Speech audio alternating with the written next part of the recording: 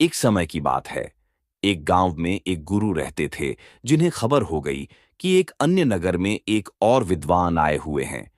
वे अद्भुत ज्ञान के मालिक थे और आगे बढ़ने के लिए सबकी सहायता कर सकते थे।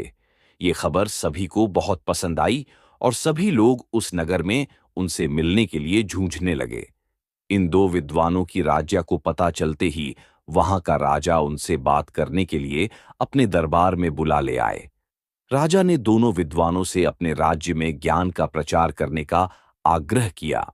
दोनों विद्वान ने राजा के आह्वान को स्वीकार किया और उन्होंने राजा के सामने आगे जाकर कहा, आपके सामर्थ्य के लिए हमें गर्व महसूस हो रहा है महाराज। हम आपकी सेवा में हमारा सर्वोच्च कर्तव्य मानने के लिए तत्पर हैं।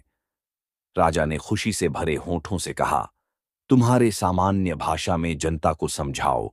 पहले विद्वान मुस्काते हुए बोले, अच्छा महाराज, हम आपके राज्य के राजा और प्रजा के बीच बातचीत को सुगम बना सकते हैं। राजा ने आश्चर्यचकित होते हुए कहा, मुझे बिल्कुल आश्चर्य हो रहा है कि तुम कैसे कर सकते हो। ये तो मेरे लिए।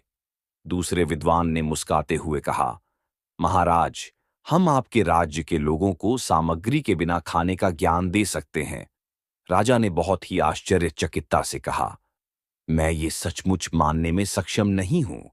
कृपया मुझे बताओ, तुम इस बात को कैसे संभव कर सकते हो। पहले विद्वान ने कहा, महाराज, हम विज्ञान का उपयोग करके एक ऐसा उपकरण बना सकते हैं जिससे हम राजा की मर्यादा के साथ बातचीत कर सकते हैं।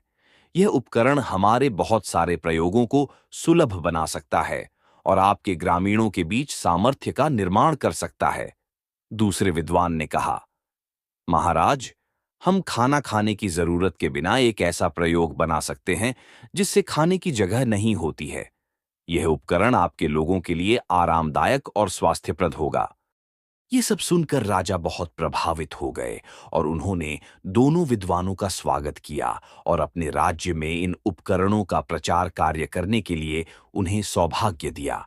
दोनों विद्वान ने राजा की प्रशंसा करते हुए उनकी सेवा में खुशीपूर्वक काम किया और सभी लोग उन्हें प्रमाणित करते थे।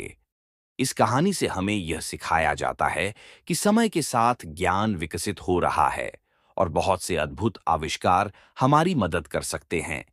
दो विद्वानों के उदारता, समर्पण और सेवा भाव की मिसाल हमें ये बताती है कि हमें हमारे ज्ञान और कौशल को समाज की सेवा में लगाना चाहिए।